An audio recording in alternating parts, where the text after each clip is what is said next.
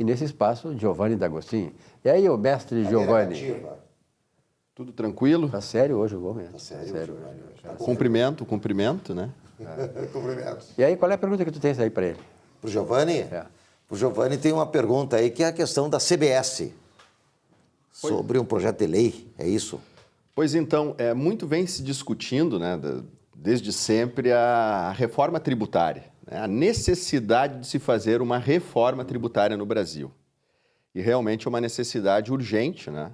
A República clama uma reforma tributária porque nós estamos muito atrasados economicamente pela falta dela. Recentemente, o Paulo Guedes, o ministro Paulo Guedes, que eu reputo um dos melhores economistas do mundo, eu confio muito no trabalho dele no governo, ele encaminhou para o Parlamento Brasileiro o projeto de lei número 3887. Esse projeto de lei, ele pretende substituir o PIS e a COFINS por uma contribuição nova, chamada CBS, que é Contribuição Social sobre Bens e Serviços.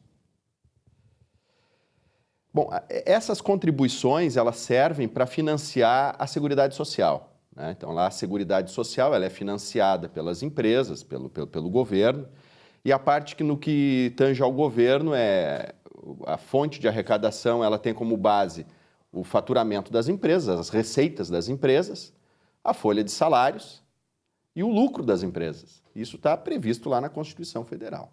Então, a primeira pergunta, eu acho que nós temos que fazer uma reflexão sobre esse projeto de lei, é se ele vai atender a necessidade e a demanda da economia brasileira.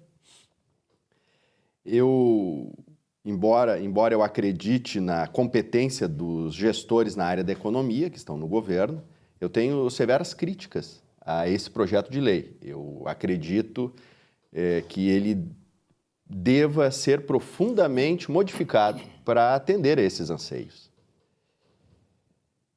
Então, primeiramente, me parece que antes de fazer essa reforma tributária, é necessário a gente pensar numa reforma administrativa.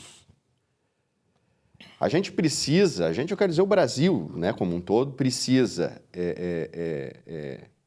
ter um mote de qual o tamanho do Estado. É a reforma do Estado. Qual o tamanho do Estado? Até onde o Estado pode crescer, em termos de tamanho, né? De carga tributária sobre o PIB. Então, vamos imaginar ali que a gente tenha um planejamento de que essa carga tributária, o tamanho do Estado, seja 30% do PIB. Então, a partir disso, se faz uma profunda reforma constitucional para estabelecer os limites, os critérios e o modus operandi da administração do Estado. Então, tendo isso, aí nós faremos uma reforma tributária, primeiramente em nível constitucional, para atender à demanda administrativa do que o Estado precisa de financiamento para os seus gastos de acordo com o seu tamanho, né?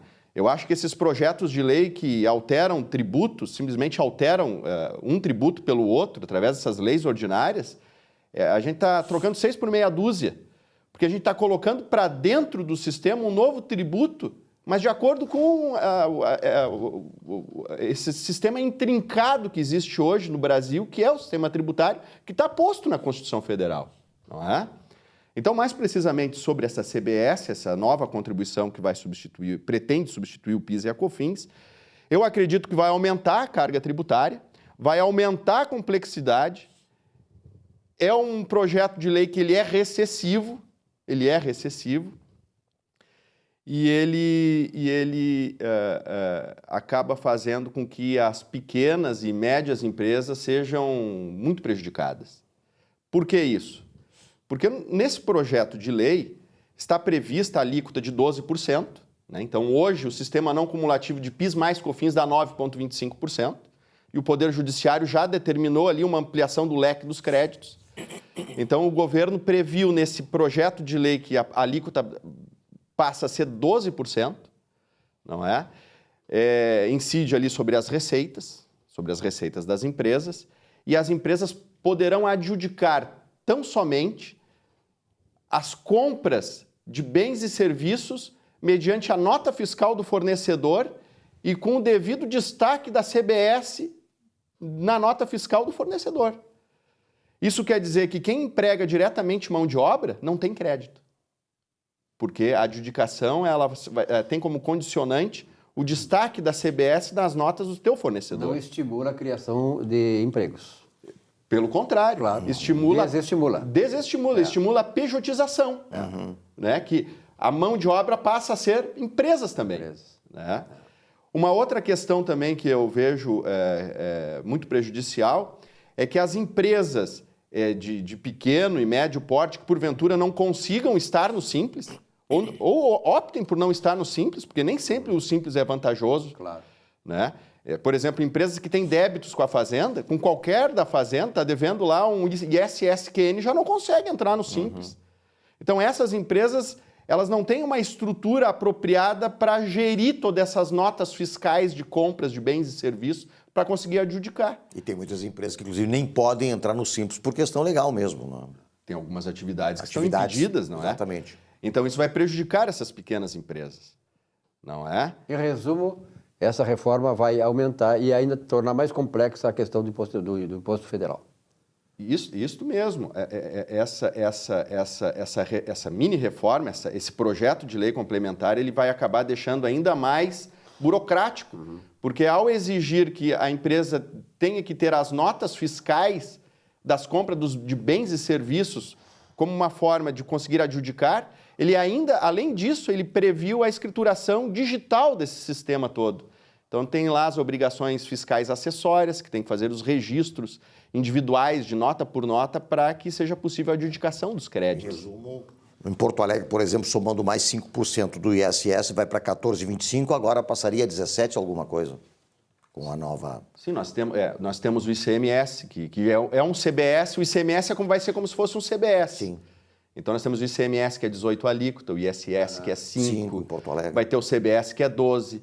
Tem o imposto de renda, tem a contribuição social. Então, acho que a nossa carga tributária vai acabar aumentando, não é? Sem falar na carga tributária, que também vai aumentar em função da reforma administrativa, a reforma tributária do Estado, né?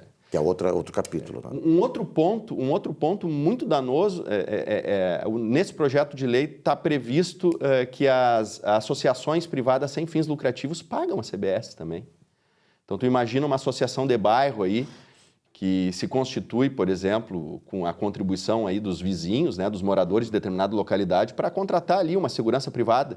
Então, sobre essas contribuições vai incidir a CBS. Agora, a grande verdade também é a seguinte, esse projeto vai para o Congresso e certamente as instituições, né, a sociedade e tal, os empresários, as representações vão influir, provavelmente isso aí vai ser modificado também, porque não é um projeto pronto, é pronto pelo governo, mas vai ser aprimorado e certamente essas questões que puderam complicar poderão ser tiradas do projeto. Giovanni, um abraço, muito obrigado pela tua presença, que foi muito esclarecedor, como sempre, né? Sempre. Esclarecedor Sempre esse rapaz, claro e limpo. Além de conhecer, ele sabe se comunicar. Forte abraço e fico à disposição. Muito bem. No nosso Conversando sobre Contabilidade.